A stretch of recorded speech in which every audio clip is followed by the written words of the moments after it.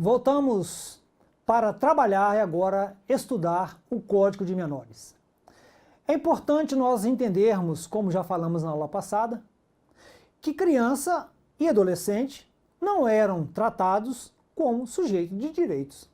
E, portanto, quaisquer arbitrariedades que fossem cometidas eram perfeitamente endossadas pelo Estado. Se houvesse uma agressão, uma violação, esta criança e este adolescente eram sistematicamente desacreditados. Não tinham voz, não tinha quem os defendesse. Havia um interesse muito forte do Estado em manter aquela situação. Porque as pessoas que detinham renda ou as pessoas que detêm renda têm interesse em que essa situação continue. E por quê?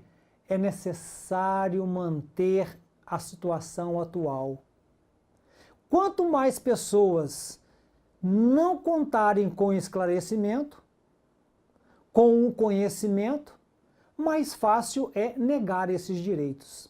E nós vamos ver, quando tratarmos dos direitos específicos, saúde, educação, vamos entender por que essa sistemática é tão comum no nosso dia a dia. Venha comigo para a tela. Falamos Código de Menores. Veja que o tópico por si só já é algo discriminatório. Ele não tem nenhuma preocupação em falar em garantias, em falar criança e adolescente. Trata criança e adolescente como sendo menores. Venham comigo. Eu falei no início que a discriminação acontece rotineiramente e ninguém se apercebe dela. Você entra numa sala de aula, você entra num hospital, numa escola, numa repartição pública. E qual é a informação que você recebe? Ah, você é menor. Vá buscar o seu pai e sua mãe porque eu não posso sequer conversar contigo. Você é menor. Quando eu falo menor, prestem atenção, menor é a forma discriminatória, clássica, de dizer que vocês não são sujeitos de direitos. Vamos quebrar esta regra. Vamos impor a nosso conhecimento, a nossa capacidade intelectual, a nossa capacidade de fazer com que as pessoas enxerguem em nós a figura de pessoa. Nós somos pessoas. Em igualdade de condições, melhor, com muito mais garantias do que os adultos.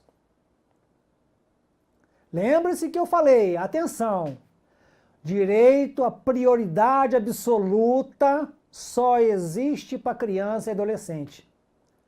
Ninguém mais conta com esta prerrogativa.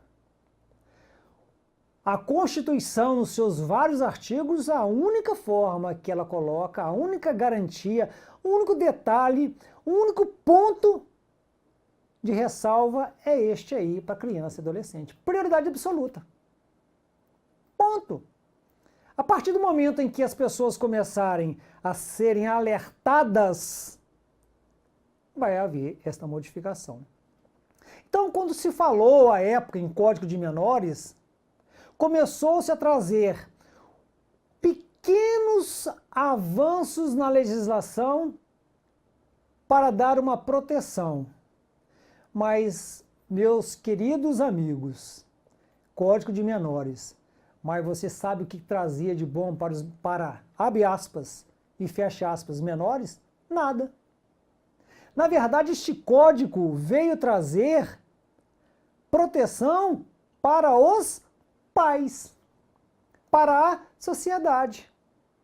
Veio empoderar uma figura tão nefasta do passado, o juizado de menores, dava um poder tão grande que eles podiam dizer, podiam dar o destino de crianças e adolescentes, de retirar de uma família os seus filhos em nome do Estado e jogar em depósitos. Gente, eram depósitos mesmo. E eu vou contar uma história para vocês. Na minha cidade, havia aquelas figuras dos comissários, e aqui em Brasília também existiu, o Brasil como um todo existiu, os comissários de menores. Para a molecada, era a figura mais nefasta que existia. Por quê? Só serviam para atrapalhar as brincadeiras. Quando nós saímos para jogar futebol só de short, porque a camiseta e o chinelo eram para usar depois do banho. Aquele banho de bacia, aquele banho clássico e tal. Então, todo mundo na rua descalço. E isso para o juizado era um inferno, porque era o sinal de que os pais estavam abandonando os filhos. Não se falava ou não se preocupava em trazer alguma política pública para essa família. Não. Criança na rua era filho de mendigo e, portanto, depósito. Mas nós sempre fazíamos um revezamento do olheiro. Então o olheiro ficava num ponto estratégico e todas as vezes que o comissariado vinha, que era uma carroça puxada por um burro, com uma gaiola, como aqueles filmes que tem aqueles presidiários que andam naquelas gaiolas e todo mundo jogavam ovos e frutas e coisa e tal, também existia na minha cidade. E aí, se apreendia esta criança, se jogava naquela gaiola, ele ia rodar a cidade inteira à cata de outros menores. Quando essa carroça enchia, eram levados para os depósitos. E ali permaneciam à espera dos pais. Aqueles pais que ali compareciam eram ultrajados de tal forma que mostrava que eles, para o Estado, eram zero à esquerda. Primeiro que ganhavam aquele famoso esculacho, aquela famosa bronca do comissariado, que eram normalmente pessoas analfabetas, mas brutas no trato para com a criança e adolescente. Eram extremamente severos, castigavam, batiam. E esse depósito onde não havia água, não havia higiene, ali mesmo se fazia as necessidades, se defecava, urinava, e aí ficava aquela mau cheiro. Aí podiam perguntar, mas como é que você conhece isso se você nunca foi lá? Fui. Uma certa feita meu pai precisou resgatar um primo que foi apreendido e o pai não se encontrava, estava em viagem e meu pai foi lá se passar até como responsável. Claro, ele levou aquela bronca tremenda, né? E nós tivemos a oportunidade, até como forma educativa, que foi a forma como meu pai entendeu muito bem, e falou, olha, vou levar para vocês conhecerem o que é o juizado de menores. E foi uma tragédia aquela situação. Ver tantos meninos, tantos conhecidos e tantos colegas naquela situação de maltrapilho, de total abandono, de total descarte, jogados ali naquele depósito. Aí retirou meu primo e foi entregue à minha tia, e o que aconteceu depois eu não sei. Eu só sei que a regra era o seguinte: toma o esculacho do comissariado, posteriormente o responsável vai à frente do juizado de menores, que era uma pessoa, um juiz, que não tinha a menor preocupação com criança e adolescente. O que acontecia ali? A coisa mais vexaminosa que poderia acontecer para uma família.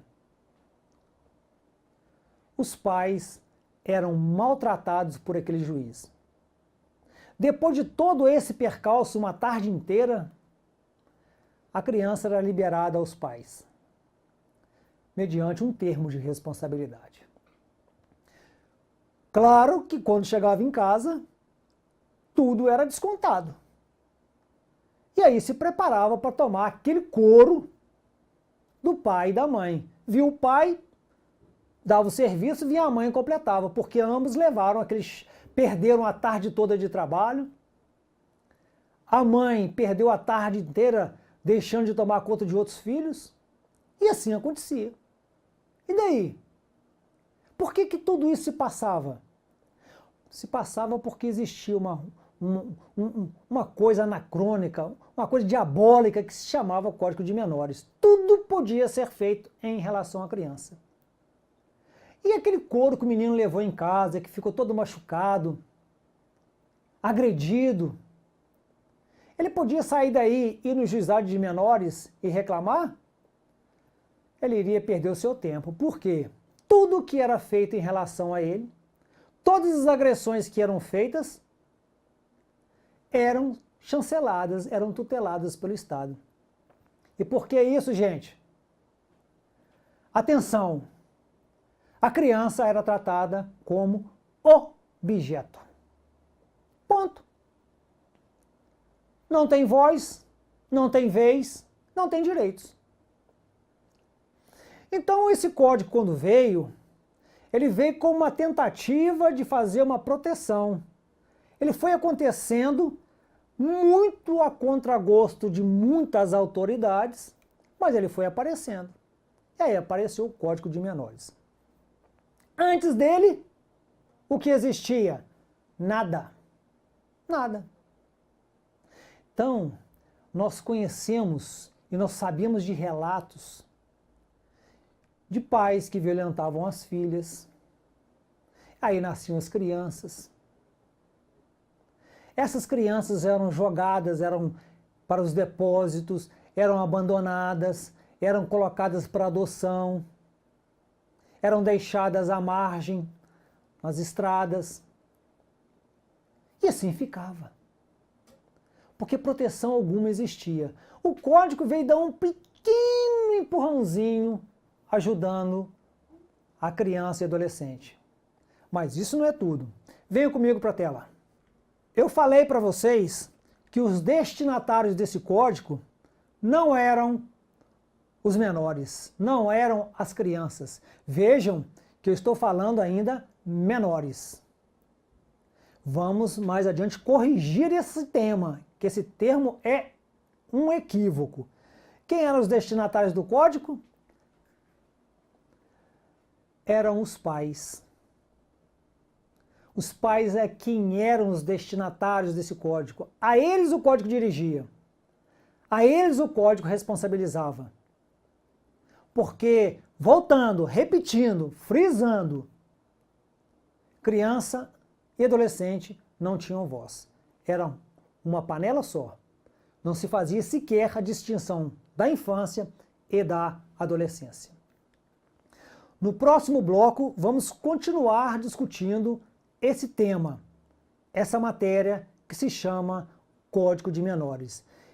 Isso é importante porque, para nós termos ideia do que aconteceu e nós impedirmos que o nosso estatuto fique na mesma mazela que foi esse Código de Menores.